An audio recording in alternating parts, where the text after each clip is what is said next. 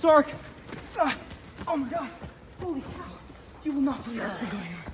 Do you remember that we were in space just a minute ago? And then I like vanished and what's all that gray stuff in your hair? It's just gray hair. Oh, it's okay. I'm sorry. Anyway, Dr. Strange was there when I got back, right? And he gave us this big briefing on how to... What are you doing? You must have been doing a really long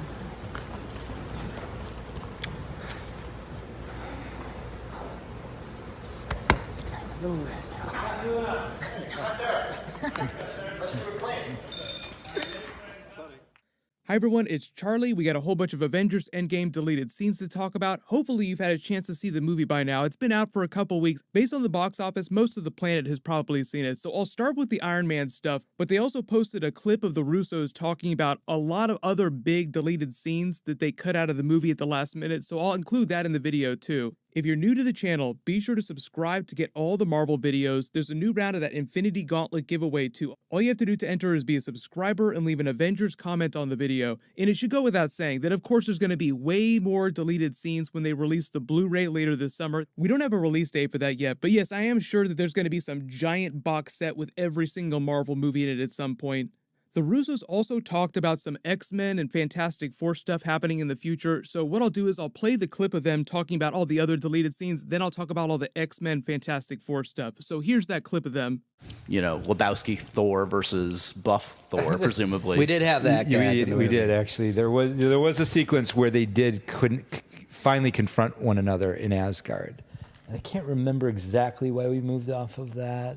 I mean, I think maybe it was that we were just... got overly complicated, and then we liked the Cap versus Cap better. But also, I think we also deferred to, you know, the storyline between Thor and his mother was so resonant that we really wanted to run. That was really more a part of Thor's journey and repair than confronting his former self. Right. So that's really what happened there, why we flowed with that. Catherine Langford, what's the bottom? What happened there? Was she going to be Cassie at some point? Was that No, she wasn't going to be.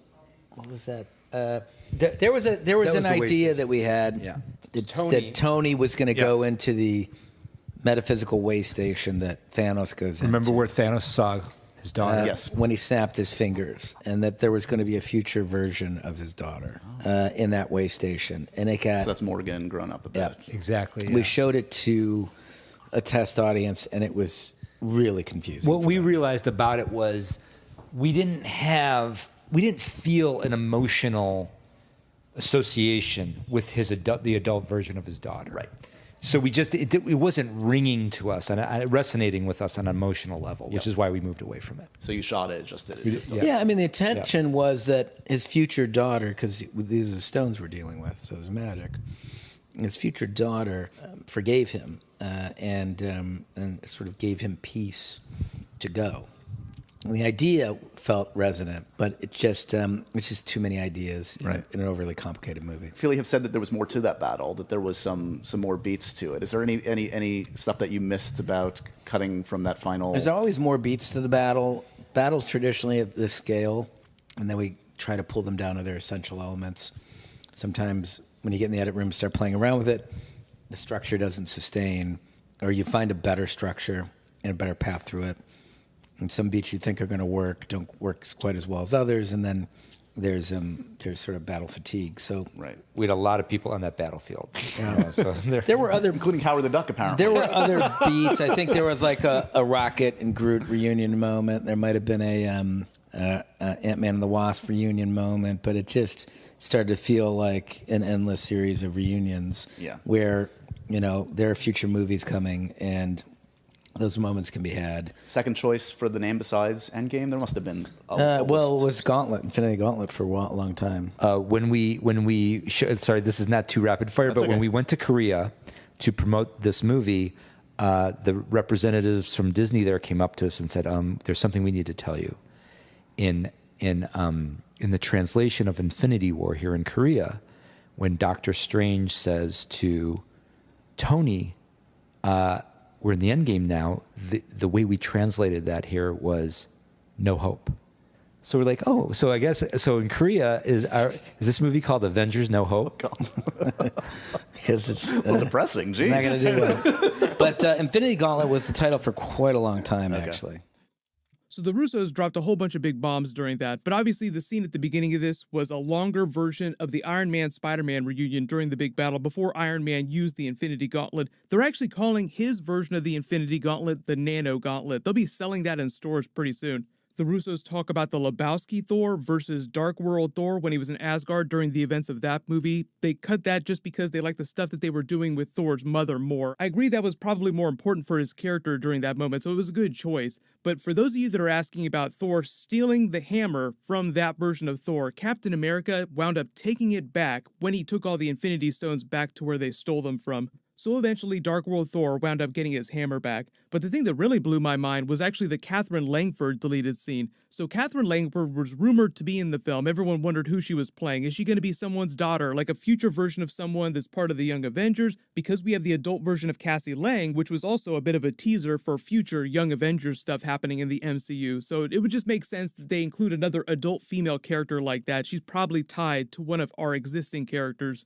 But the way they explain it is that Iron Man snaps his gauntlet and it takes him into the soul world of the Soul Gem, just like Thanos did when he snapped everyone last year in Infinity War. And it was a way to make Iron Man feel okay about what he'd just done, because he was very conflicted about leaving his family. Like he says during the film, I got my second chance, Cap. But then obviously Pepper is the one that compels him to go, would you be able to rest if you did not help everyone? It was also kind of a version of that last scene that he had with Pepper where she's like, Tony, we're gonna be okay. You can rest now. So it's another way to send that character off and also give you an idea about what's going to be happening with Morgan Stark in the future. Because obviously, Catherine Langford is a pretty notable young actress, so it makes sense that they try to bring her back in a future movie at some point. But if you're wondering about a future version of Iron Man or even Iron Lad showing up because the kid from Iron Man 3 was in the film, he even said, he's like, I would love to be a future version of Iron Man, but I'm not expecting them to do anything like that anytime soon. And remember, this version of Catherine Langford, the adult Morgan Stark, is, say, like 19 years in the future, so that's a long ways off. 19 years from 2023. So we're talking way, way off. I think the only way you see her show up in a Young Avengers movie is as if a team of Young Avengers in present day travels to the future and then they talk to her there. Then the Russos talk about the longer scenes with the bigger characters who had just come back from being dusted, like Rocket and Groot having a reunion, and then just deciding they would cut that because they could do it during Guardians 3. Like, okay, there's a lot of reunions that these other characters will have in their own movies. Like, we don't need a whole lot of scenes with Black Panther or Doctor Strange because they're both getting sequels that we know about, they've already confirmed. So they'll pick up with Black Panther and they'll address what happened in Wakanda in the last 5 years during the Black Panther sequel. And the same thing for the Doctor Strange sequel. We don't know exactly when those movies are going to come out. I'm assuming sometime 2022, but the Disney CEO said that they would reveal their official schedule later this summer, so no worries. We won't have to wait that long to find out. There was a much longer scene that they shot with the Avengers in the trenches during the battle where they're talking to each other about their plan of attack. They said that it slowed the battle way down, so they just cut it for time. They might put that on the DVD too. But all the X-Men stuff that I mentioned at the beginning of the video, so the writers of the movie also did a bunch of interviews talking about stuff that they had to cut out of the film too. They said for a little while their plan was to use Scarlet Witch to change reality on a fundamental level using a House of M twist from the comics. Probably one of the biggest X-Men twists and uses of her powers that you could do. She's one of the most powerful Avengers, so it makes sense that they would think about using her as one of these big focal points. As we all saw, things didn't go down that way, so they can always use that twist in a future movie. I wouldn't be surprised. They're doing the Scarlet Witch and Vision TV show, but I don't think they're going to do any House of M stuff during that. I think that'll mostly be them bringing Vision back to life, because obviously he was one of the few missing things during Avengers Endgame, so he can be repaired, they can bring him back, he'll be just fine. The writers of the movie also did address fans' questions about introducing X-Men and Fantastic Four using some of the big twists that they used during the film. At the beginning of the movie, Rocket talks about Thanos unleashing a blast of cosmic energy, the likes of which the universe has never seen when he snapped everyone. Then they detected the same energy signature when he used the gauntlet again to create his planet and destroy the Infinity Stones. At the end of the film, it happened for a third time when Iron Man snapped his nano gauntlet to get rid of Thanos and his forces. So there have been 3 giant blasts of cosmic energy in the universe, 2 of them happening on planet Earth within the last 5 years. So people are like, is this going to be the way that they introduce X-Men? Because just all that cosmic energy feels like it's going to have some repercussions. The way the writers explain it is that Kevin Feige already has the bones of a plan for introducing X-Men and Fantastic Four, and they're like, whatever he does, it'll be a big surprise, and it won't be in a way that people expect. In Spider-Man Far From Home, the trailer that was released this week establishes that the snaps ripped a tear into multiple different multiverses, different universes out there. Is it possible that it also spread radiation that created mutants, and this is how we could get the X-Men into the Listen, MCU? we didn't know that it ripped a hole in anything. You didn't? I saw that trailer like everybody else and went, huh, okay.